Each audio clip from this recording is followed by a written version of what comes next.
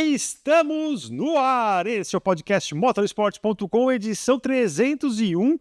E primeiro eu quero agradecer a todos vocês que nos acompanharam no nosso podcast número 300 na semana passada e também agradecer a audiência, os grandes números de audiência que nos fez, mais uma vez, o podcast de esporte a motor mais ouvido da internet brasileira e também um dos mais assistidos também no nosso canal no YouTube. Você já me observa aqui ao lado de Carlos Costa, mas nesta câmera aqui você já vai observar o nosso convidado especialíssimo nesta edição, Ivan Bruno, narrador do Grupo Bandeirantes, que entre outras modalidades também sempre esteve ali e está também muito ligado ao automobilismo. Inclusive você, mais atento do motorsport.com no nosso canal no YouTube, já ouviu as narrações de Ivan Bruno na Porsche Cup, né? Há algum tempo, há alguns anos, ele estava no comando das transmissões, mas agora está aqui como convidado exclusivamente aqui para falar com a gente. Ivan, muito obrigado pela sua presença aqui em loco aos nossos estúdios aqui em São Paulo. Eric, Carlos, uma honra estar com vocês, a todos amigas e amigos do Motorsport. Vamos falar um pouquinho de automobilismo, de velocidade, que é sempre um dos vários esportes que eu faço, mas um dos que eu mais gosto, mais amo de acompanhar. Exatamente. Carlão, tivemos um fim de semana de uma corrida talvez não tão emocionante, não tivemos safety car em Singapura, e o que você achou ali? Foi um pouco frustrante? Foi, né? A gente vinha de uma sequência muito boa de corridas de Fórmula 1 e havia expectativa por mais maluquice em Singapura, julgar até pelo histórico das etapas de Marina Bay, mas não teve safety car, primeira vez desde o início da jornada de Singapura na Fórmula 1.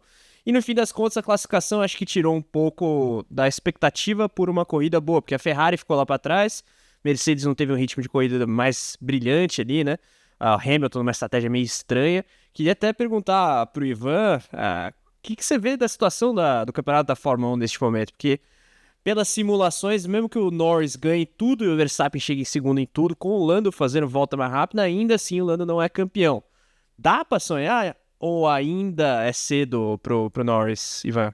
Eu acho muito difícil, Carlos, porque a gordura, a vantagem de pontos que o Max abriu no início, ela permite esse bom momento. Essa administração aí. Exato. Mesmo que a gente possa discutir, por exemplo, ontem vocês na análise pós-corrida falavam, né, de uma disputa possível de Ferrari e Red Bull entre os construtores, e a gente, ao que tudo indica, vai ter isso. A vantagem aberta pelo Max ela é muito boa. Então, nas contas, por exemplo, ele pode sempre o Lando vencer e sempre o Max chegar em segundo, tanto nas provas quanto nas sprints, que ainda vai ter essa vantagem, essa diferença a ser tirada. E é muito difícil a gente imaginar que o Lando consiga vencer todas essas provas. É mais fácil você imaginar que a Red Bull oscile com o Verstappen. Não acho que ele vai conseguir manter a segunda, a terceira colocações, embora vocês lembravam ontem que eu achei muito interessante da questão da altitude, por exemplo, no México, onde ele pode levar melhor. Então, mesmo diante disso, é muito mais fácil, pelo menos na minha visão, você ver um Verstappen terminando em segundo, em quarto, em quinto, diante de avanços de circuitos que o carro da Ferrari tem um comportamento melhor, ou um carro da Mercedes tem um comportamento melhor. Isso é mais fatídico de acontecer, isso é mais normal de acontecer do que o Lando vencer todas. Então, acho que aí é onde pega. E tem o Piastri também, mesmo que a McLaren domine tudo, né? E aí é o seguinte, às vezes o Piastri numa prova muito boa, como foi no Azerbaijão, por exemplo, ele larga lá na frente, não tem como fazer um jogo de equipe, não há essa possibilidade. Então eu não consigo ver o Lando vencendo com muita facilidade as próximas corridas. E por isso até, por essa grande vantagem aberta pelo Verstappen, pela dificuldade do Lando em conseguir pontuar e vencer todas, acho que o título está muito próximo das mãos do Verstappen. Óbvio, a gente já viu de tudo na Fórmula 1, mas nesse momento, para mim, o Lando dificilmente vai chegar na disputa pelo título. Ao passo também que, por mais que a crise, talvez técnica, chegou e ficou na Red Bull, o Verstappen consegue ainda tirar uns coelhos da cartola em administrar danos, assim, em uma situação em que ele poderia perder 20 pontos ali, sei lá, abandonar ou ficar fora, assim, oitava colocação, em comparação a uma vitória do Norris. Ele fica ali muito junto, muito próximo. O Norris vence, ele está em segundo, e surpreendendo a todos, inclusive, porque ano passado era a pista, a Singapura, foi justamente aquela pista em que a Red Bull não venceu, né? E todo mundo olhava e falava assim, agora não tem como piorar. Tem, é Singapura a próxima. Meu Deus do céu, e agora? Agora que o Lando vai colocar 20 pontos aí, vai, sei lá, vai acontecer alguma coisa com a Red Bull, ele vai vencer e vai encurtar essa gordura. Não. Ainda veio o Ricardo para tirar a volta mais rápido. E tem um detalhe interessante, né? Porque na classificação a gente já observava, até conversei isso com o Molina no Supermotor depois, um Verstappen muito mais leve. E aquela resposta, quando eu olhei para o Molina, ele falou, tem alguma receitinha nesse bolo, algum detalhe que ele já se sente mais tranquilo. Não era um Verstappen tão carrancudo de questionar tanto a Red Bull. Então ali já dava um indício do que ele poderia fazer na corrida e que ele realmente, de fato, apresentou. O estresse dele do fim de semana não foi com a Red Bull, foi com a FIA. Né? Sim. Então foi muito engraçado. Até antes de entrar aqui ao vivo, a gente estava passando aqui por esse comentário, mas a gente vai falar daqui a pouquinho essa questão dos palavrões, que eu acho que merece um capítulo à parte. E eu acho que assim, a gente observa também o próprio Sérgio Pérez. É uma situação com a Red Bull também que o campeonato de construtores eu acho que já foi para o espaço, né? Mas é impressionante como o Sérgio Pérez ele vai vai, né? Quando você imagina ele indo, ele faz uma corrida boa em Baku, apanha, bate ali no final. Impressionante como ele cai de novo. Agora ele vai. Aí em Singapura volta ao normal Pérez, né? Eu não sei. Vocês acham que ele vai acabar, de alguma maneira, continuando na Red Bull ano que vem? Depois de todo esse... Porque o Ricardo já falou em tom de despedida da Fórmula 1, nem como é que ele vai... Sim. Então, mas aí é que tá, porque se a gente olha para os contratos dos pilotos da Red Bull, o Pérez é o único que não tem contrato para os 4 assentos, né? Até o Verstappen, se a Red Bull quiser demover para a equipe B, quer dizer, nessa altura do campeonato, como já tricampeão mundial, imagino que tem ali alguma cláusula, mas o Pérez é o único que é um contrato específico da Red Bull Racing, não é da Red Bull na Fórmula 1, podendo alocar o piloto em qualquer um dos 4 carros. Então eu imagino que com o Ricardo já em clima de despedida e o Lawson com a chegada iminente, aí, talvez até para a próxima etapa, fique de fato Pérez e Verstappen e Lawson e Tsunoda para o ano que vem. Não sei se o Ivan concorda. Agora, não estou dizendo que isso é o certo do ponto de vista desportivo, mas a gente sabe que tem dinheiro por trás do Pérez e um financiamento grande também. Sim. Esse é o ponto. O Carlos ele cita uma situação que eu comento até muito com o Molina e com o Thiago, porque a gente vê um desfragmentar da Red Bull, uma desmontagem sendo feita, mas não em curto prazo. É num longo prazo. É uma coisa que vai acontecer daqui a 3, 4 anos. Então você começa já perdendo grandes peças, não só o Adrian Newey, mas um dos diretores importantes. Então você vai começando a desmembrar e perder e não repor. Como que você vai conseguir manter isso? Só do ponto de vista financeiro. Querendo ou não, o Pérez ainda garante um poderio muito forte, né? A gente brinca, né, com a venda dos energéticos, mas não é só isso. É todo o aporte de grupos mexicanos que tem um envolvimento muito forte em dólar que estão amparando o cara e estão amparando esse processo também da Red Bull. E não imaginaria que o Pérez, por exemplo, pudesse ser o piloto para o ano que vem se o Adrian Newey continuasse ou se a Red Bull seguisse com o seu projeto. Me parece que depois da saída depois do falecimento do Mateschitz, teve muita coisa que foi alterada, teve muita coisa que foi... o projeto começou a ser abandonado aos poucos. E quando você tem esse projeto sendo abandonado aos poucos, você começa a se abraçar em braços financeiros. E em que pese, o Pérez é um grande piloto, mas nesse momento não nem se compara ao Verstappen, essa parte financeira, eu concordo contigo, Carlos, entra muito nesse apoio mexicano forte que ele tem e que vai mantê-lo pelo menos para a próxima temporada. Para 2026, outro regulamento, aí já é outra história, mas eu imagino também que Verstappen e Pérez sigam para 2025 na Red Bull. Aquela coisa, né? A morte do Mateschitz faz com que a Red Bull perca o seu fiador, digamos, político e financeiro também, né? Sim. Porque ele, enquanto chefão da Red Bull, falava, não, vai ter dinheiro para a equipe, não quero saber, eu que mando e ponto final. Agora não tem mais isso. E ainda, mudando um pouquinho de assunto, mas ainda na parte da frente do grid, tem a questão da McLaren também, com o seu piloto, o Oscar Piastri. Eu acho que pede passagem muito a partir do ano que vem. Como você imagina começando o campeonato do zero, Ivan? Os dois ali... Tudo bem, vai depender muito, eu acho que também do status do Lando Norris, campeão do mundo ou não. Eu acho chega como campeão, já tem um outro cenário. Mas uma vez que o Norris seja vice-campeão, que hoje é o cenário mais provável, possível e provável tem boas diferenças, mas matemático hoje, tá, gente? Eu sei que os fãs do Norris vão querer me bater, mas hoje... Basta se basear pela matemática e não pela... primeiro e segundo em todas as corridas, ainda assim, exatamente. Campeão. Como que você imagina, começando do zero, o pessoal ali da McLaren, Lando Norris e Oscar Piastri? Trazendo um ponto que eu imagino que o Lando vai terminar com vice-campeão do mundo, vai ter um duelo de igualdade de forças. E eu vejo que o Piastri ele tem um ponto ainda, tem pontos ainda a evoluir que naturalmente o ano a ano dele vai trazer essa maturidade, essa experiência. A gente está falando de um Lando Norris que já tem praticamente 5 temporadas, né, dentro da Fórmula 1, já tem um know-how, já tem uma experiência e sabe também como é que a Fórmula 1 funciona e como a McLaren funciona. O Piastri está no seu segundo ano, primeiro de McLaren.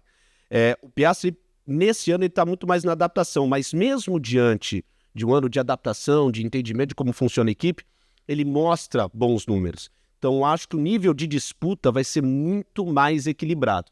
E aí o André Stella e também o Zac Brown vão ter que ter um entendimento muito grande de como controlar os bastidores, porque aí entra muito a questão emocional, e eu vejo o Piastri muito mais frio para alguns momentos do que o Lando Norris, que ainda mostra alguns lapsos emocionais que em momentos em que você está numa disputa igual, pode ser um fator crucial numa disputa de pontos, numa disputa de campeonato. Então eu vejo um nível muito mais equilibrado e imagino que o Piastri, para a próxima temporada, apresente uma curva de evolução dentro da McLaren ainda muito maior do que a do Lando dentro da mesma equipe. Não que o Lando não seja um bom piloto, não é isso. O Lando é um belíssimo piloto, mas o Piastri me dá a impressão, eu sempre comento isso com os meninos nos nossos programas, que o Piastri parece que tem algo ainda, muitas coisas que ele ainda vai mostrar. E eu acho que nessas muitas coisas que ele vai mostrar, somado a um emocional mais frio, a um pensamento mais focado em vitória, em não deixar que fatores externos o atrapalhem tanto, podem dar uma maturidade suficiente para que a McLaren, por exemplo, sendo a grande protagonista do ano que vem, coloque os dois em pé de igualdade. Eu vejo muito futuro no Piastri e vejo sim, para a próxima temporada, numa disputa mais equilibrada, chance de título para o australiano. E numa disputa mais equilibrada, o pau vai comer dentro da equipe, e por isso eles não querem se livrar de Gabriel Bortoleto, se livrar... Exatamente, esse é o ponto. O Carlos ele vai numa ideia que eu partilho muito desse pensamento. Quando a conversa com a Audi, a McLaren pede um período de empréstimo menor, e eles estão tentando negociar isso, primeiro, a McLaren vai querer ver, hipoteticamente, um Bortoleto fechando com a Audi, como ele vai ser o comportamento dele. E aí, no segundo momento, eles já entendem que para um médio prazo, 3 temporadas, 4 temporadas, essa dupla não vai falar a mesma língua. Óbvio que não vou comparar Senna e Prost, porque, né, legado de pilotos mundiais, então estou falando da situação em si. Me parece muito semelhante, porque você tem pilotos ali que não... O Piastri acho que entende essa determinação, vamos ajudar o Norris, pela situação do campeonato. A partir do ano que vem... Ele vai falando, não, meu amigo, ele não foi campeão do mundo e eu tenho a chance de ser agora. Então acho que o pau vai quebrar sim, acho que o André Stella e o Zac Brown, principalmente o Zac Brown, vai ter que ter muito entendimento de como lidar com egos, com esse jogo emocional, porque também tem muito disso. O piloto tem muito disso, ele sabe como sugar o outro, como secar o outro, mentalmente e apresentando nas pistas. Então esse equilíbrio vai ter que precisar ser muito forte diante de uma McLaren que tropeçou em algumas estratégias nesse ano. Então, acho que esse ano também serve de aprendizado para, diante dessas estratégias e desse jogo interno, trabalhar com ideias mais fortes, estratégias mais bem elaboradas para a temporada e também estratégias para como lidar com esse comportamento, que vai ser uma guerra de egos, de talentos muito grande entre o Norris e o Piastri. Esse ponto, até fugindo um pouco do Bortoleto, mas o que vai atrás... A gente vai voltar do Bortoleto daqui a pouco. Mas, o que a McLaren já perdeu de ponto ao longo desse campeonato, seja por ordem de equipe controversa ou não, mas execução de estratégia mesmo, né? É uma equipe que ainda precisa melhorar em alguns aspectos. Mas, Eric, pelo que eu andei conversando aí sobre o Bortoleto nos últimos dias, apesar da gente ter tido 2 portais europeus, né? O Blick da Suíça e o Racing News 365, dando conta de que o Bottas está encaminhado, a Liberty Media estaria em prol do brasileiro, digamos. Até porque o mercado brasileiro é um pouco maior do que o finlandês, por motivos óbvios. Então, o próprio Bottas falar no sábado que as notícias de renovação são fake news, eu acho que é algo bem sintomático, Eric. O fato é assim, a gente trabalha, né, com entrevista, todo mundo ali, não só na Fórmula 1, mas assim, todas as categorias, você meio que já pega uns trejeitos. Se ele já tivesse assinado, mas alguém chegasse nele e falasse assim, não fala que assinou, ele falaria de um jeito, assim, não, estamos muito próximos, tal, não sei o quê. Quando alguém chega e fala, você já assinou, não, são fake news, É muito é contundente. muito mais Muito mais forte. muito mais forte, então não assinou. Mas, assim, depois que ele fala que era um fake news, ele fala que tá tudo muito bem encaminhado, então você tem a ideia de que tá, talvez ali, apalavrado, mas falta colocar tudo num papel e assinar. E aí tem fator Ainda? Liberty Media, mercado, audiência e eu imagino que a McLaren também, por mais que faça um jogo duro, ela tenha o interesse de já fazer um teste com o Bortoleto em uma equipe, não vou dizer pior, mas enfim, sem ter que deslocar o Piastri ou o Norris. Como é que você vê esse rolo todo? E se você tiver mais informações sobre o caso, Ivan, fique à vontade. Adoraria ter, Carlos, adoraria ter, como vocês também adorariam. O que eu trabalho é diante do que a gente tem de factual e diante do que a gente já viu do mercado da Fórmula 1. Né? Muitos dos debates que a gente tem nascem desse ponto. O Molina, ele me falou nesse final de semana um ponto que eu fiquei pensando muito no sábado e no domingo. A Audi ainda está tentando montar um carro pensando no regulamento para 2026. E a conta que a Audi vai precisar fazer é o que eu preciso? Eu preciso de um piloto que me passe informações, que tenha experiência e me passe tudo o que eu preciso para evoluir no carro de 2026, ou eu vou investir num novo piloto já imaginando como que ele vai se comportar nessa temporada daqui a 2 anos. E essa é a conta da Audi, porque num primeiro momento não me duvidaria o Bottas renovar por mais um ano, Que é o que se especula que ele tenha feito. Exato, porque ele vai passar diante da visão que, lembremos, o Bottas tem experiência de Mercedes de muito tempo, tem experiência de conversar com o Toto Wolff também falando sobre o carro, em que pese não tinha um nível de competitividade igual ao Hamilton, mas ele tem muito conhecimento de carro. Então este conhecimento pode ser muito importante para que ele passe para a equipe, essa experiência maior, essa maturidade maior. Aí nesse um ano você acompanha, nesse um ano também você já deixa o Bortoleto dentro de um mercado para entender como que funciona a Fórmula 1, e aí para 2026 toca com o Bortoleto junto. Eu acho que esse é o ponto que a Audi pensa para manter o Bottas. Quanto ao Bortoleto, é esse segundo lado que eu trouxe. Não, vamos colocar o cara, porque é um piloto que já vem muito bem de Fórmula 3, de Fórmula 2. Gente, só o Piastri, nos últimos tempos, conseguiu o título de Fórmula 3 e Fórmula 2 na sequência. E lembremos, Fórmula 3 e Fórmula 2, com a Fórmula 2 com um novo carro para todo mundo. Então ele ali teve 3, 4 corridas de adaptação, em que comete alguns erros que são normais, mas ele se adapta muito rápido. Então a Audi consegue também ver um talento nele. Então o meu entender é, o que a Audi vai querer? É a experiência do Bottas para esse um ano ou o crescimento rápido do Bortoleto? E essa não é uma conta fácil para se fazer, porque você também está envolvendo dinheiro, envolvendo investimentos, envolvendo pensamento para 2026. E também, eu vou colocar um outro asterisco. Tem um novo atorzinho aí que está passando e ninguém está falando. Hermano? Franco Colapinto. As atuações dele na Williams e o investimento forte do mercado argentino também. O Thiago estava acompanhando a Porsche nesse final de semana, ele trouxe numa postagem dele do Threads, que ele viu a transmissão de lá. Cara, é apoio da YPF, é a gigante petrolífera argentina, você tem apoio de gigantes e empresas argentinas, então isso também pode dar um baralhado. Apenas o Mercado Livre, que muitos é uma esquecem que é da gigante latina. Exato, é uma gigante latina, uma gigante argentina, e que tem poderio financeiro comparado, não na mesma proporção, mas em investimento, a uma Amazon da vida. Então, é muito complicado esse bolo, como a Audi vai lidar com isso.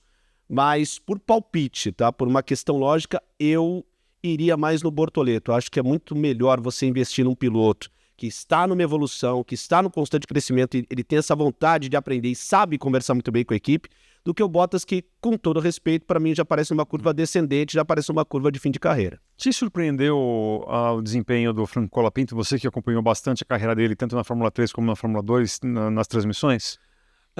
Não, porque ele vinha numa evolução, me chama a atenção como ele cresceu na Fórmula 1, como ele se adaptou muito rápido à Fórmula 1 e como ele começa a mostrar para o James Wallace que a Williams pode contar com 2 pilotos, colocando até uma dúvida na cabeça dele. Beleza, você tem Sainz, mas será que dá para aproveitar esse cara? Na Fórmula 3 ele apresentava provas consistentes, pontos importantes, não era um piloto fora de série, mas era um piloto muito bom, e na Fórmula 2 também mostrou bons trabalhos, teve também boas atuações, mas não é um virtuose, não via como um fora de série. Por isso que eu acho que chama tanto a atenção.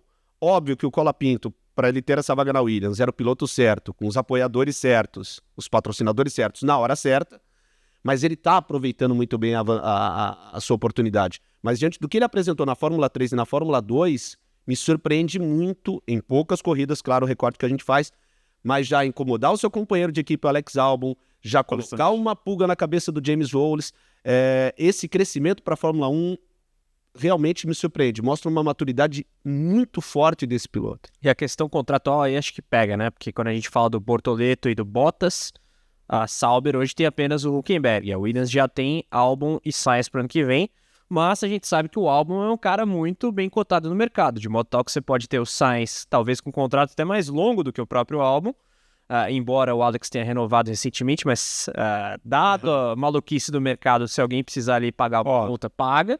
E aí o Colapinto poderia ser emprestado por uma temporada para a Sauber com vistas a um retorno. Então um player. Eu tenho uma outra ideia aqui. Qual? Porque a gente não sabe o vácuo de vagas ali do grupo Red Bull e RB.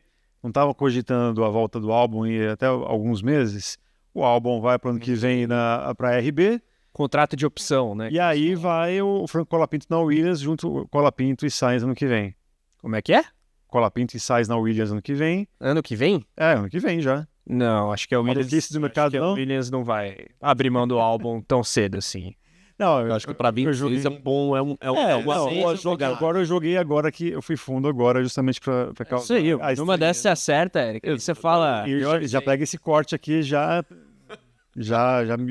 ganha notoriedade ali entre as mães de Ná. Mas esse ponto do empréstimo é interessante, né? Porque agora surge também a possibilidade, aventada por alguns aí, do Bortoleto ser emprestado a Audi como piloto reserva para 2025. Só que isso não me parece fazer muito sentido na medida em que ele pode ser reserva da própria McLaren. Sim. E é um fornecimento de unidade de potência diferente. Então, a gente vê ali acordo de compartilhamento de pilotos reserva entre o hall de equipes com unidades da Mercedes. A Audi ainda não é a Audi em 25, continua Sauber com fornecimento da Ferrari, portanto uma fornecedora rival, frontalmente rival, e você tem a própria McLaren, que volta e meia pega a reserva da Aston Martin, da Mercedes, por que não ser o Bortoleto reserva da McLaren se ele não for titular da Audi Sauber ano que vem? Então, o que poderia se pensar, e aí eu acho que uma decisão dessa para o Bortoleto seria ruim, no sentido de seria ele se desvencilhar totalmente da ligação com a McLaren, romper, e aí ele fica livre e assina, não precisaria de... E me parece que é o que ele não quer. É algo que ele não quer, é algo que não faz parte do pensamento dele. Até ele já falou em alguns podcasts de uma negociação que poderia haver. Então me parece que ele tem uma relação muito positiva, muito próspera com a McLaren. Então ele não vai querer abrir mão disso. E o Carlos, ele toca num ponto que para mim é fundamental. Até que ponto pode ser importante para o Bortoleto se tornar piloto reserva de uma equipe rival, com unidade de potência diferente, com um projeto para 2026? Acho que só compensa para a McLaren ceder o Bortoleto para ser titular. Exatamente, para ser titular. Mas aí é meu pensamento. O rompimento seria para ele ser titular da Audi Sauber ano que vem. Esse é um ponto pertinente, né? Porque, em tese, a McLaren quer o melhor do Bortoleto até para se beneficiar dos serviços futuros do piloto brasileiro. Então, tem ali discussão sobre o prazo de duração desse empréstimo. É importante lembrar, tanto o Piastri quanto o Norris, pelo menos até 26, e aí já considerando aquelas cláusulas todas, eles ficam na McLaren. E eu acho muito difícil, a não ser que o Norris, vamos supor, seja campeão esse ano e ano que vem o Piastri chute a porta. Eles já saírem da McLaren antes de 26. Eu não sei como é que vocês veem essa situação, porque em uma condição normal de temperatura e pressão, o Verstappen confirma o título esse ano. Ano que vem a McLaren pode ser...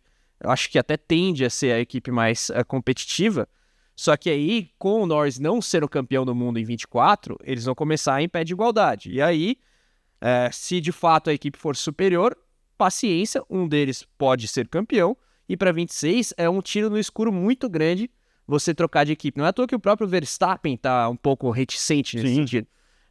Eric e Ivan, aqui é debate. Vocês acham que antes de 26, Piastri ou Norris podem sair da Red Bull? Não, acho muito difícil. Se eu fosse palpitar aqui no chute, até porque em 26 a gente ainda tem alguns movimentos interessantes. Eu ainda vejo o Verstappen podendo fechar em 26 com a Aston Martin. Aí você abre uma vaga na Red Bull qual será essa Red Bull para 26? É uma Red Bull que ainda investe no mercado, ainda quer se tornar favorita a título? Hoje, se eu fosse um piloto de ponta, eu não estaria muito afim de ir pra Red Bull. Sim, porque é uma empresa que está se desfazendo aos olhos de todo mundo. Às vezes o torcedor muito passional não vê isso, mas se você começa a enxergar essas possibilidades, até também no caminho do Horner ter o desejo de ter uma equipe dele própria. Então pode ser ali na Red Bull um braço nesse movimento. E aí eu volto a falar dessa movimentação para 26. E pra quem discorda de estar se desfazendo, não precisa entrar no âmbito da opinião. Saída de Adrian Newey, saída de Jonathan Whitley. Isso é um fato concreto. Exato, e esses dois fatos, gente, você perdeu o seu estrategista e parte do seu cérebro que movimenta todas as ideias, estratégias, técnicas. Então, assim, é um movimento muito forte, porque em que pese no mercado você não vai achar um Newey tão rápido e um Whitley tão rápido, a Red Bull parece não ter tanto esforço em tentar buscar isso dentro do mercado. E a unidade de potência é uma grande incógnita. Exato. E aí, quando você pensa para 26, observemos esse movimento. Se o Verstappen vai para o Aston Martin, a Red Bull como vai ficar? A Racing Bulls, como é que vai ser? Vai ser vendida realmente? Vai ainda ser um braço da Red Bull? Cara, você está falando aí de 2, 3, 4 cadeiras que podem se mexer dentro desse jogo, e aí a gente volta para a questão do Bortoleto. Em 26 ou 27, a gente não me surpreenderia um movimento de Piastri e Norris às vezes não se bicam na McLaren, e um dos dois saem e vão para uma Red Bull ou vão para uma outra equipe.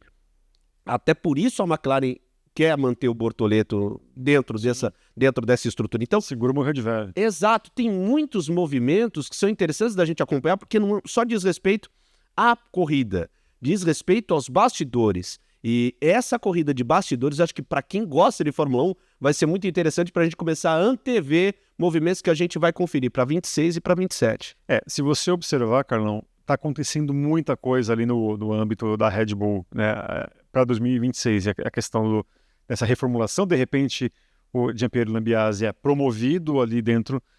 Não sei se até que ponto é algo meio para dar uma resposta, a gente está meio que valorizando o nosso time e tal, mas tem essa questão, né, de sempre acontecerem os rumores de venda da RB, os motores, né, as unidades de potência com a Ford, uma terceira aí, e aí você ao mesmo tempo vê os seus concorrentes, os seus rivais, navegando pelo menos em águas muito mais calmas, focados naquilo que precisam focar. Então você pega a Ferrari, que vai ter o Hamilton, mas tá todo mundo ali olhando a própria Mercedes.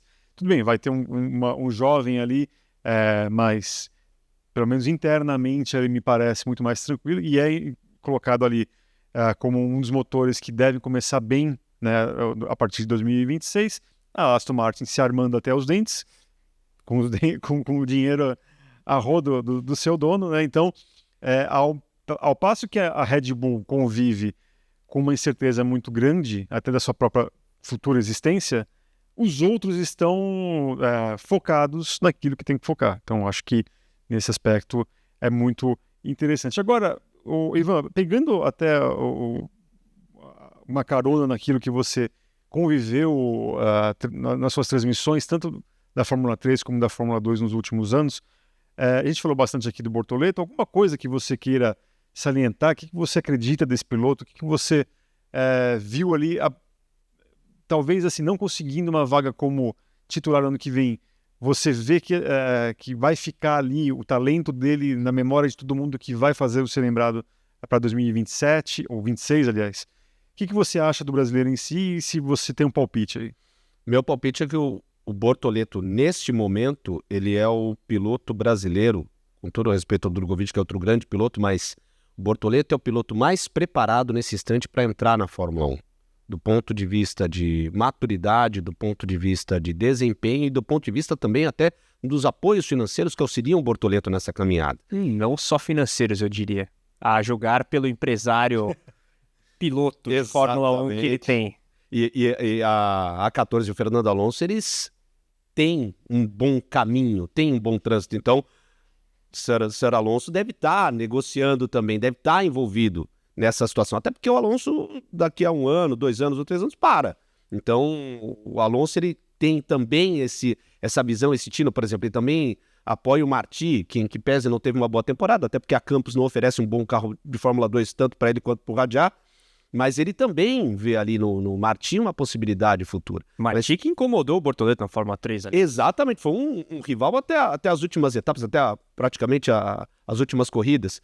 E quando você me pergunta, Eric, do Bortoleto, volta a tocar num ponto que eu acho que é fundamental. Ele até a freca não tinha grandes atuações, era um piloto bom, mas muito regular. Da freca para frente, ele consegue, acho que, entender o tamanho do que ele tinha na frente. Porque ele me dá a impressão que passa a estudar muito mais, simulador, conhecimento, entender a equipe, conversar com a equipe, ter toda uma estrutura que o amparou, porque a Trident é uma equipe muito boa para a Fórmula 3, então ele conseguiu utilizar muito bem disso e com a sua competência conquistou numa primeira temporada o título da Fórmula 3 e pega uma Invicta que, diferente, por exemplo, da Prema, que tem sempre ótimos desempenhos da Fórmula 2, a Invicta conseguiu entender melhor o regulamento de carro, conseguiu entender melhor como aquele carro deveria ser preparado na questão de ajuste para isso. E o Bortoleto também mergulha na fonte da Invicta, a ponto da Invicta hoje, embora não fale abertamente, mas entende claramente. O Bortoleto está brigando pelo título e o Maini, que é a sua segunda temporada, não é o piloto dos sonhos. Então, quando você vê essa maturidade, essa solidez, título da Fórmula 3, perto de um título da Fórmula 2, isso vai ficar no imaginário. Só que aí, querer ouvi-los, não sei se vocês concordam, um ano na Fórmula 1 é muita coisa. Por isso que eu defenderia que o Bortoleto já fosse piloto em 2025. Porque em um ano pode um colapinto surpreender ou ficar também no imaginário das pessoas, pode pintar um novo piloto da Fórmula 3 subindo para a Fórmula 2, como, sei lá, um Fornaroli, um Mini, e também mexer, porque são pilotos europeus que podem mudar o panorama da situação, o balanço das ideias ali. Então, o Bortoleto, para mim, essa solidez, essa estrutura, esse entendimento rápido que ele pegou, ele é um piloto muito, muito inteligente. Dá a ele, para mim, a condição de hoje ser o melhor piloto, o piloto com a oportunidade mais clara a se garantir dentro da Fórmula 1. Pegando até a provocação aí como gancho, o Eric tinha dito, né, que o Bortoleto parece não querer quebrar o vínculo com a McLaren. Eu acho que se for uma situação assim, para o ímpar, ser titular da Sauber Audi em 2025 e se manter reserva na McLaren com promessa futura no time de Woking, eu iria para a titularidade já.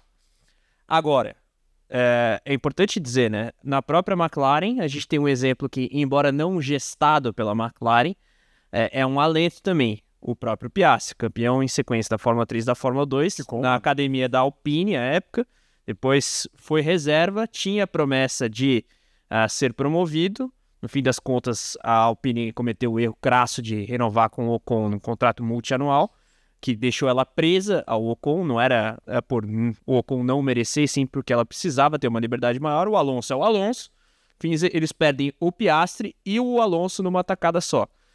Mas se o Bortoleto for campeão da Fórmula 3 e da Fórmula 2 em sequência, ele ainda precisa confirmar esse favoritismo. Ele é líder, mas ainda tem campeonato, tudo pode acontecer. Eu acho que ele, mesmo que não seja titular de imediato, tem uma chance futura boa.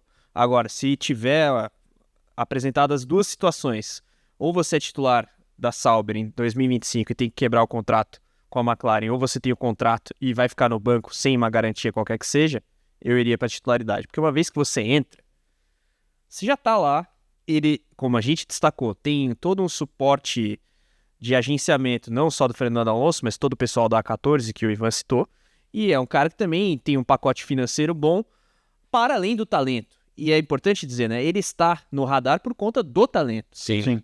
O que ele está fazendo, mesmo que ele não seja campeão da Fórmula 2, o que ele já fez não é algo que todos fazem. Aliás, quanto tempo eu, por exemplo, acompanhei mais nesses últimos 3 anos. Eu não me lembro de um piloto sair de último colocado e terminar em primeiro. Tanto que a atuação dele em Monza não só ressaltada pelo site, por exemplo, da Fórmula 2, as redes sociais da Fórmula 2, que ficaram 2, 3 dias só falando daquilo. Fórmula 1. Cara, você tá falando de adversários, site da Fórmula 1, o próprio Olé, que poderia puxar mais a sardinha pro Franco Colapinto, destaca isso. Gazeta do Esporte também destaca isso.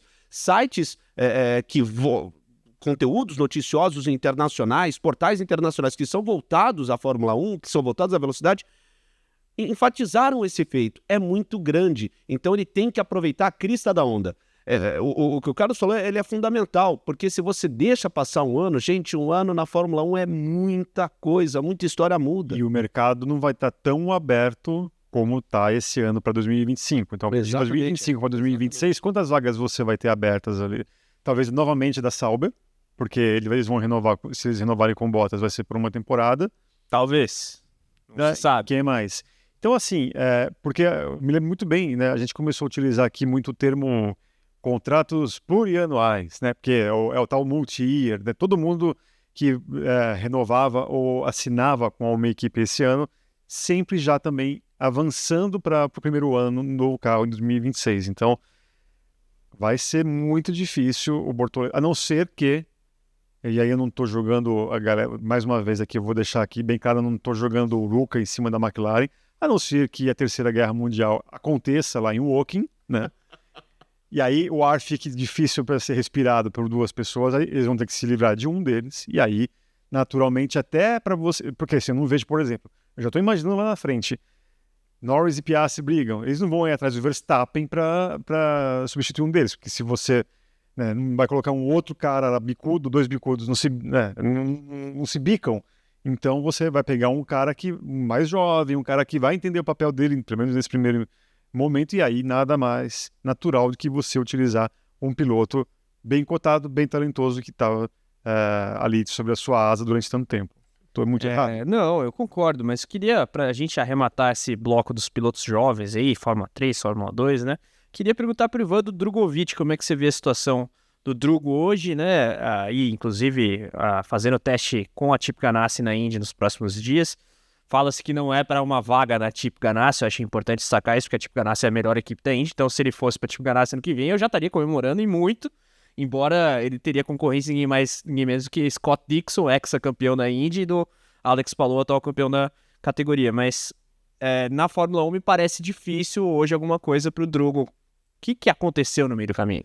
Primeira coisa, Carlos Eric, que eu acho que é um sentimento do brasileiro, eu acho um absurdo o Drugo ser piloto reserva do Lance Stroll.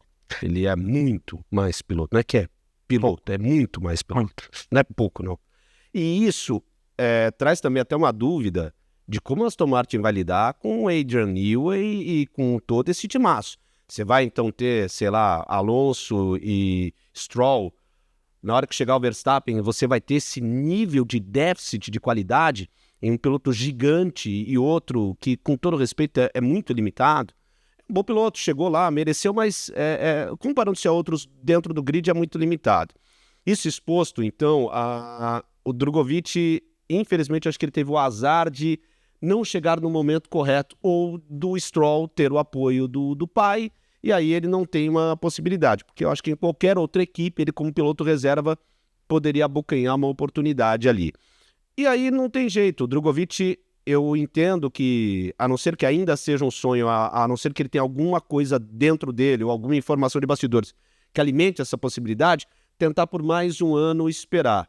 Mas eu já buscaria a Indy, já buscaria a Fórmula E, que ele chegou a treinar e treinar muito bem, chegou a desempenhar muito bem, então é muito instintivo do piloto. Eu, sendo o Drogovic nesse momento, já começaria a ver outros mercados com mais assiduidade. Ou então já tentaria, de uma maneira mais política, entender como é que vai ser o futuro da Aston Martin. Porque nesse movimento pode ser que, sei lá, o Lawrence ache, olha, realmente, meu filho não tem condição, vai ser o Verstappen e mais um. Alonso está se aposentando, pode ser que você tenha a chance. Só que aí a gente entra na mesma situação que a gente falou do Bortoleto. O Drogovic está há muitos anos fora. Nesse período que ele já está há alguns anos fora, pintou Colapinto evoluindo muito bem, pintou Oscar Piastri, pintou o próprio Bortoleto. Então, outros atores vão pintando dentro desse universo da Fórmula 1. Eu, se eu fosse Drogovic, já começaria a buscar com mais assiduidade, tendo uma resposta mais concreta da Aston Martin, o que vai ser da minha carreira para 25, 26? Ah, não é para ser reserva sempre, então eu já começaria a conversar com o Indy, com eu, com outras categorias. Eu tava pensando aqui enquanto o Ivan falava, né, até fazendo uma recapitulação cronológica do que foi a ida do Drogovic à estrutura da Aston Martin, né? Ele tem a Fórmula 2 2020, se não me engano, o primeiro ano, muito bem, sendo elogiado por pilotos da Fórmula 1, inclusive. 2021 na Invicta, com o Joe Guanyu como companheiro, uma temporada um pouco mais difícil, campeão da Fórmula 2 em 2022. Em 2022, alguém imaginava que a Aston Martin faria o que fez em 2023? Não. Então, eu me questiono quanto que a empolgada da Aston Martin e do Fernando Alonso, por consequência, em 23, acabou não dando um planejamento que talvez o Drugo tivesse, porque quando o Alonso é anunciado como substituto do Vettel, todo mundo falava, cagada do Alonso, não vai aguentar um carro ruim e vai aposentar já, foi lá para ganhar dinheiro. E de fato foi para ganhar dinheiro, não é um problema algum, mas o carro no primeiro ano foi muito bem, e agora num ano ruim os caras contratam o Newey e tem um projeto para 2026 super ambicioso. Não à toa, o Alonso em tese tem contrato até 2026, né? O cara vai chegar com 45 anos em 2026. Então, assim, muita gente julga o Drogovic por ter ido para Aston e de fato se provou com o tempo uma manobra errada, mas é fácil falar estando anos à frente disso. Dinheiros de obras concluídas. Exatamente, e a gente não sabe o que havia de outras opções em termos de academia, reserva e tudo mais, até porque com esse lance da Mercedes, né, equipando aí metade do grid, muitas vezes não tinha muita vaga de reserva, justamente pelo compartilhamento dos suplentes, né, o Mick Schumacher, Van Dorn e tudo mais. Mas, Eric, eu acabei até interrompendo o seu... É a questão que eu acho que também o que fica, em caso o Bortoleto não se concretize na Fórmula 1 para o ano que vem, caso Bortoleto e Drogovic tem duas frentes que muita gente fala, né? Porque assim, o Drogovic falava, não, ele tinha que se aliar a alguma academia para chegar à Fórmula 1. E ele sempre foi de maneira independente, né? Pelo talento, conseguiu conquistar um título, e aí ele vai para a Aston Martin e não consegue. O Bortoleto tem essa questão da McLaren, só que ele chega no momento em que as duas portas estão trancadas e muito bem trancadas. Então, com pilotos jovens. Com pilotos jovens ainda, ninguém em vias de se aposentar. Então, as duas frentes, não há, eu acho que nesse caso não há uma verdade, né? Não há assim, tem que ter talento, beleza, tem que ter dinheiro, natural, tem que ter força política e tem que ter um pouco de sorte, timing, oportunidade, para se fazer valer, né? E outra, né? Tem tudo isso e tem que ter tudo isso e tem que contar com outros que também não tenham tudo isso. Então, nesse momento, a gente vê, por exemplo, Franco Colapinto vindo aí com um aporte financeiro muito importante, o timing certo, só que para ele, talvez a lamentação, para o ano que vem não vai ter. Mas quantas portas podem se abrir para ele depois desse ano aqui? Então, eu acho que no final das contas, resumindo tudo isso, não há uma verdade absoluta na Fórmula 1. Você tem que ter tudo muito virando a seu favor, inclusive a sorte. Concordo. Sim. Ainda mais com um grid pequeno, né? A gente tá falando de poucos pontos e poucas vagas. E com a longevidade maior dos pilotos, né? O Alonso e o Hamilton estão aí para não deixar mentir também. O Alonso, o Drogovic deve ter alguns pesadelos com o Alonso e na outra ponta o Bortoleto tem como grande esperança o Alonso. É curioso isso. E assim, eu acho que também, assim, pro Drogovic a questão é o Stroll cair fora, porque se, por exemplo, se o Alonso perde a paciência e vai embora amanhã, mas assim, a Aston não vai contar com uma dupla Drogovic e Stroll. É preciso ser justo. Quando que houve algum indício de que o Stroll largaria o osso? Nunca houve esse indício. Eu acho que tem um episódio que ele machuca o pulso, né? Que poderia ser a grande chance do Drogovic, ele pega, se recupera, dando um claro indício que não vou largar mão. O que às vezes nos levava a entender isso é que às vezes parece que o Stroll tem um estilo de vida que, ora eu estou interessado na Fórmula 1, ora não estou interessado, mas ainda sou piloto da Fórmula 1. Então isso às vezes alimentou na gente essa esperança. Mas em nenhum momento direto ou concreto, o Carlos é preciso nessa. A gente teve uma garantia de que o Stroll sairia, não só pelo apoio do pai, mas pelo próprio piloto. Algumas vezes, alguns rumores dizendo que alguns parceiros ali, alguns patrocinadores da Aston Martin estavam um pouco insatisfeitos com o desempenho do canadense.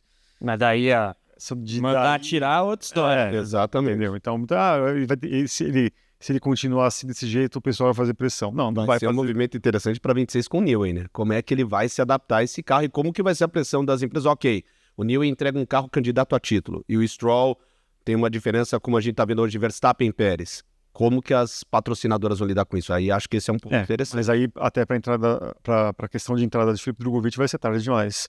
algum outro vai estar na fila e vai acabar pegando esse lugar. É o timing, não adianta. A gente está falando bastante sobre pilotos jovens, Ivan, e você observando quem que dessa geração, dessa safra aí, tanto de Fórmula 3, Fórmula 2, te impressionou? Assim, que você também vê ali um talento que, bem trabalhadinho, também vai chegar à Fórmula 1, vai atrapalhar os planos dos brasileiros.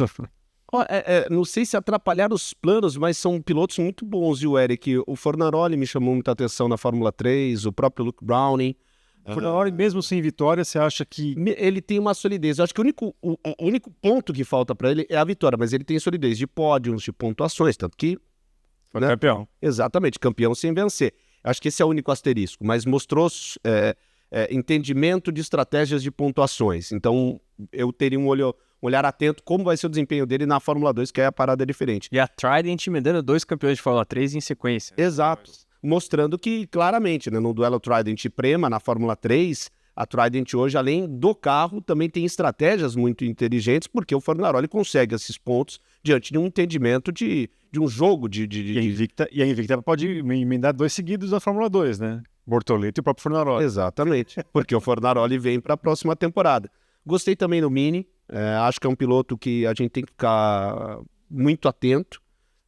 O Hadjar, você acha que tem futuro? O Hadjar, ele é muito bom. O problema, e o Thiago já trazia isso no início da temporada, não foi uma boa escolha para ele mudar para Campos. A Campos, ela não oferece para ele e para o Martí um carro suficiente. Aqui tem um acordo da Campos com a Red Bull, enfim, em questão de vagas e tal, mas a Campos hoje não consegue oferecer. A gente vê, por exemplo, a AIX conquistando resultados maravilhosos com o Joshua Durksen e mostrando, depois de uma falência, uma aquisição de um grupo, por isso que muda de modernização, exatamente. Aí você vê como ela, a antiga Charrus, se não me engano, vai passando por uma atualização, vai passando por uma modernização e vai voltando a brigar. Então, acho que a escolha do Hadjar é que foi errada, a mesma do Martí. Se ele muda de equipe para uma equipe mais forte, o Hadjar, para mim, tem muito a apresentar. O Aaron também me chamou muita atenção, só que o Aaron contou com um azar na temporada, em alguns momentos de bater, enfim, ficar fora, carro quebrar. Se eu pudesse elencar os pilotos que me chamam a atenção na Fórmula 2 e na Fórmula 3, seriam esse Aaron, o Hadjar, o próprio Martí, acho que na próxima temporada pode ter chances maiores se mudarem de equipe, e Browning, Mini e Fornaroli. Esses 6 me chamam muito a atenção, pelo menos nesse recorte desse último ano. Ivan, eu queria repercutir contigo algo que a gente abordou com o próprio Molina, né? Com quem acompanha o noticiário tá vendo essa questão dos direitos de transmissão. Oficialmente também não tem nenhuma novidade sobre ficar mais um ano na Band ou ir para a Globo. E te pergunto porque isso engloba Fórmula 2 e Fórmula 3. E é uma preocupação muito recorrente de quem realmente gosta do esporte para além de acompanhar só a Fórmula 1. Primeiro, se você tem alguma novidade, o que você tem a dizer sobre esse rolo todo?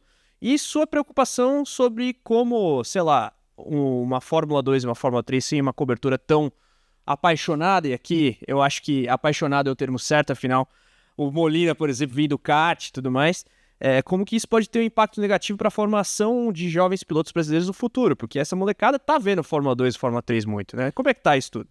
Primeiro ponto, Eric, Carlos, são rumores. O que a gente ouve são rumores. E como o Molina destacou no bate-papo com vocês, há instâncias superiores, e nessas instâncias superiores em que a gente não tem acesso à informação. Então a gente vai, faz o nosso trabalho, faz muito bem feito e, enfim, aguarda rumores se confirmarem, enfim, as notícias ganharem nova tonalidade. Então tem muita gente acima que verifica isso. E eu concordo também com o Molina que é um produto caro, inegavelmente é um produto muito caro.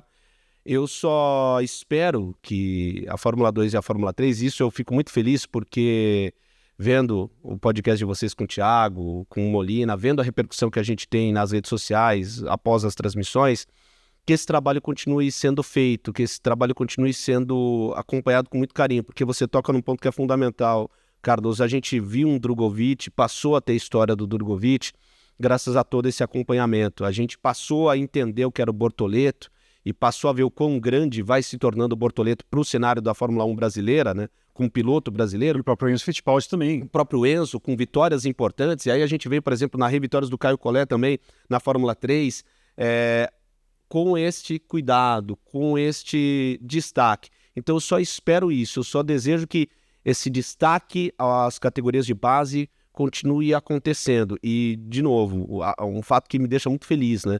Ver que as repercussões que nós tivemos nas transmissões foram muito positivas, porque é justamente isso. A gente tem um carinho muito grande pelas categorias de base, tem um carinho não só pelas categorias, mas pelo automobilismo em si, e é muito legal a gente ver que isso transpareceu ao público. Então isso é um sentimento, assim, ímpar. Não dá para definir em palavras, só agradecimentos mesmo. Aqui não é porque você está aqui, de fato, o trabalho de cobertura é muito bem feito. Thiago, você, Molina. E eu acho importante... Pedrinho também. Pedro Martelli.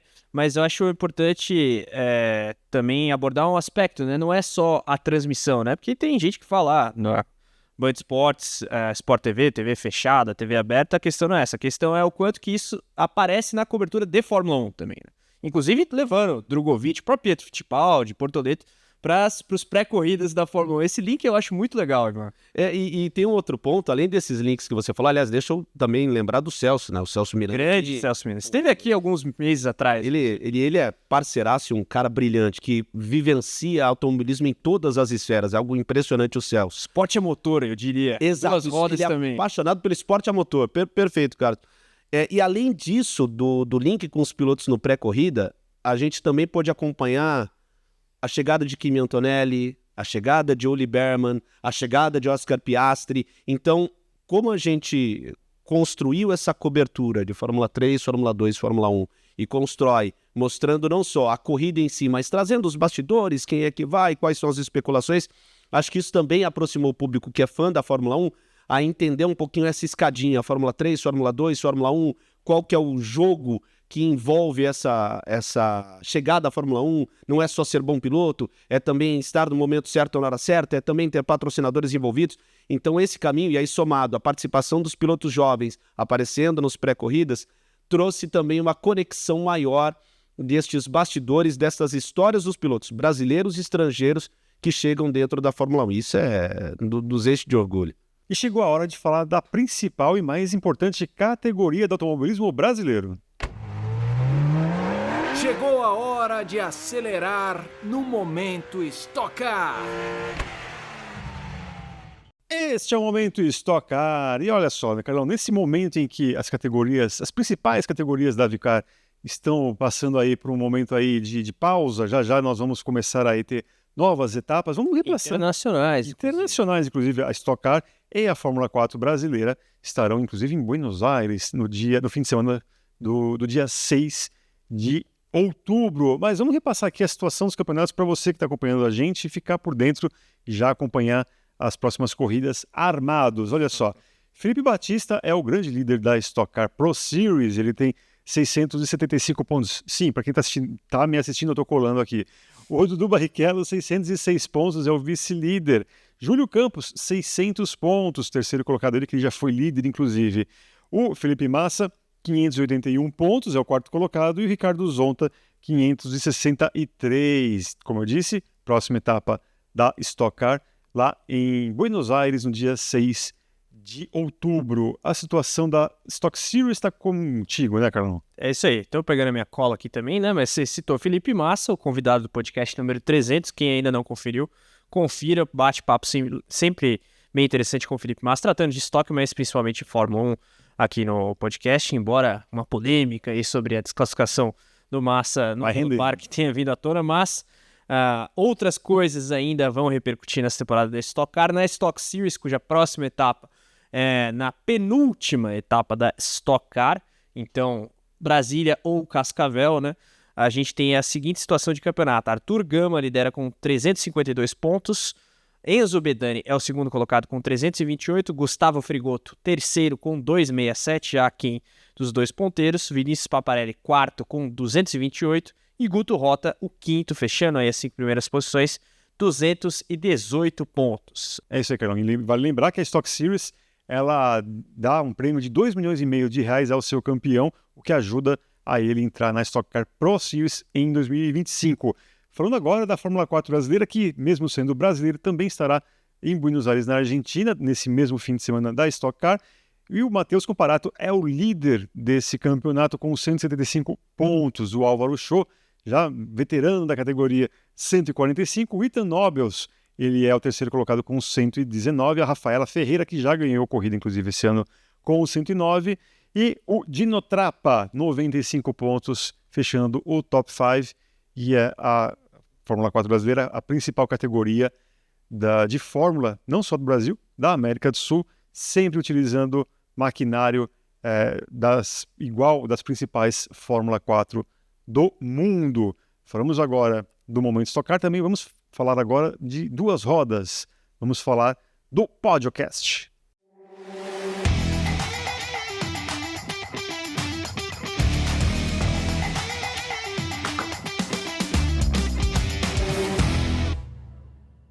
Podcast, o seu podcast sobre duas rodas, um oferecimento também da Yamaha Racing Brasil. Carlos Costa, eu sei que você está por dentro, você participa, você apresenta o Podcast. O que o pessoal vai ouvir ou ver nesta semana?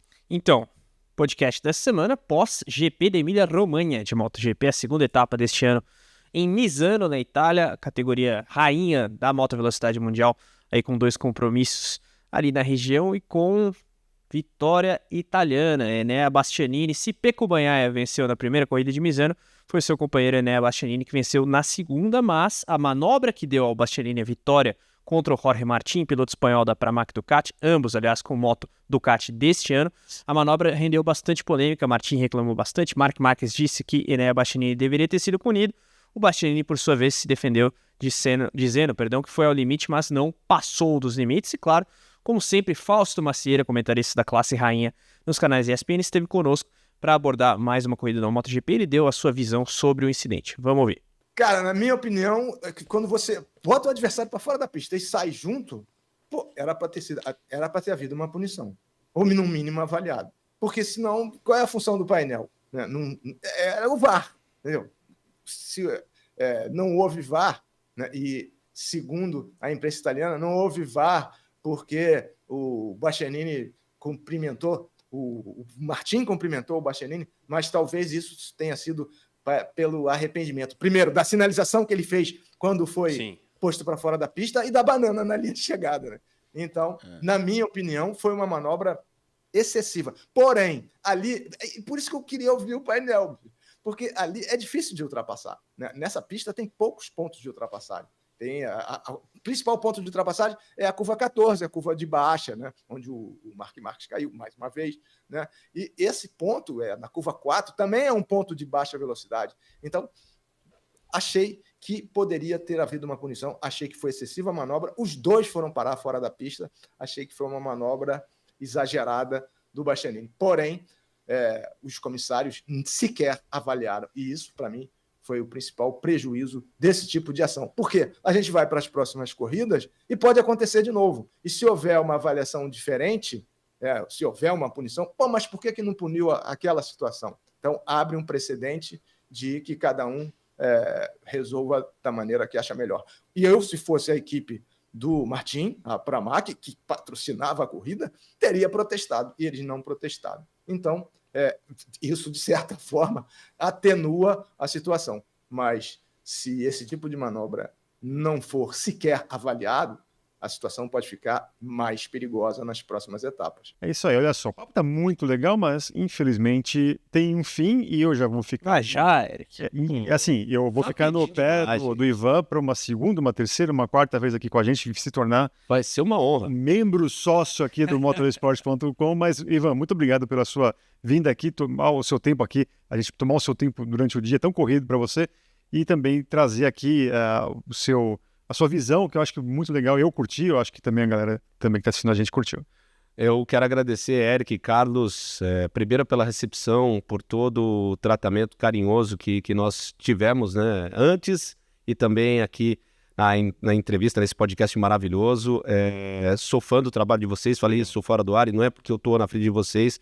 Acho que o Motorsport traz um conteúdo qualificado, bem informado, e de respeito ao espectador. É uma coisa que eu sempre procuro trazer nas transmissões, esse respeito ao público que nos acompanha e ver o trabalho que vocês fazem com esse extremo cuidado pela notícia, pela informação e pelo público, é muito importante, principalmente nos momentos de hoje em que a gente tem que lidar com tanta fake news. Então, é muito fundamental, é muito importante que a gente tenha trabalhos tão valorosos, tão bons.